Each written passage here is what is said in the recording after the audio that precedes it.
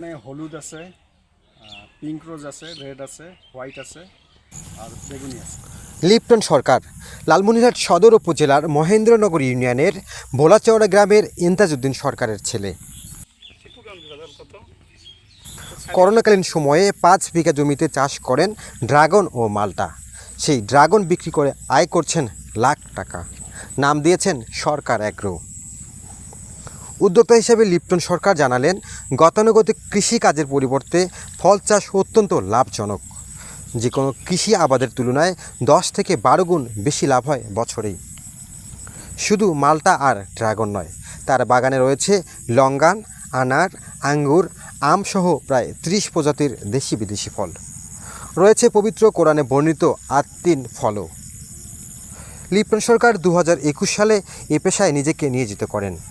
বর্তমানে 16 বিঘা জমিতে রয়েছে নানা রকম ফলের গাছ, রয়েছে মাছে ভরা পুকুর, কয়েক প্রজাতির হাঁস।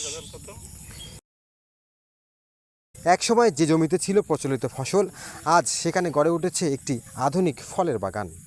লিপ্টন সরকারের এই সাফল্য শুধু ব্যক্তিগত অর্জন নয়, বরং সম্ভাবনাময় কৃষির এক অনুপ্রেরণার গল্প। ফলের গাছ দেখছি, এগুলো খেতে অনেক সুস্বাদু। এটা হচ্ছে জামরুল, এখানে আরও রয়েছে ড্রাগন ফল, মালটা, তারপর ডালিম, এগুলো অনেক রয়েছে। এখানে আপনারা আসলে অনেক কিছু খেতে পারবেন, অনেক সুস্বাদু ফল এগুলা। এগুলো বাজারে পাওয়া যায়, কিনতে কোথায় পাওয়া যাবে? এগুলা বাজারে এখানে আসলে কিনতে পারবেন। আমার এখানে হলুদ আছে, পিঙ্ক রোজ আছে, রেড আছে, হোয়াইট আছে আর বেগুনি আছে। দামে আসলে কি একই রকম না ভিন্ন? আর কি প্রায় সেম দাম, প্রায় সেম। আসলে হলুদ মালটা এটা আফ্রিকান একটা জাত। আমি নাটোর থেকে এই চারাটা নিয়ে আসছি। এটা হলে এই আমটা আমি গত অক্টোবরে গাছটা লাগিয়েছি, ছোট্ট একটা চারা লাগানোর কয়েক মাসের পরে এটার ফুল আসলো। তারপর দুইটা আম, অনেকগুলো ছিল, তার মধ্যে দুইটা আটকেছে আর কি। এটা সম্ভবত এখন 1 কেজি প্লাস ওজন হবে। এই আমগুলো হয় তাই। এটাতে 16 বিঘা প্লাস আরও আশেপাশে কিছু জায়গা আছে। তো করোনার সময় 2020 সালে যখন লকডাউন হয়, তখন আর আগেই বলি যে আমার আসলে ঢাকায় বিজনেস আছে, আমি ইন্টেরিয়র বিজনেস করি ঢাকায়। তো তখন ওই লকডাউনের সময় 2020 সালে আমি 9 মাস এখানে এসেছিলাম। তখন আমার মাথায় প্ল্যান আসে যে আমাদের এই প্রত্যেক জায়গাটা শুধুমাত্র গতানুগতিক ধান, গম, ভুট্টা এইসব চাষ না করে কোনো কিছু করা যায় কিনা। তখন আমরা এটা একটা প্রজেক্ট, সব ধরনেরই মোটামুটি 20-25 ধরনের ফলমূল এখানে আছে। সাথে পুকুর আছে প্রায় 1.5-2.5 বিঘার মতো একটা, আর 2 একটাতে 16 বিঘা প্লাস আরও আশেপাশে কিছু জায়গা আছে।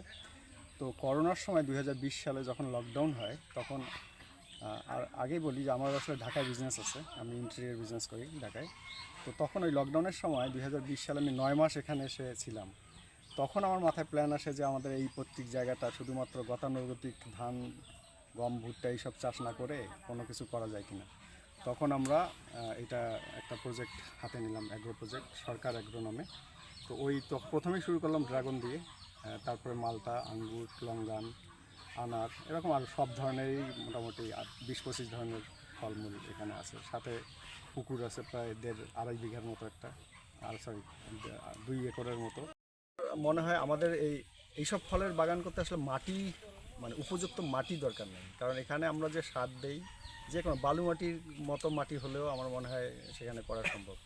যাতে মানে পরিত্যক্ত যে জায়গাগুলো আছে সেগুলিতেও কিন্তু এই ফলমূলের বাগান করা সম্ভব এখন, আজকালকার যে আধুনিক কৃষি আসছে। তো গতানুগতিক যে আবাদগুলি সেগুলি না করে এগুলি আসলে করলে কয়েক গুণ, মানে 10-12 গুণ বেশি প্রফিটেবল। এই ধন্যবাদ।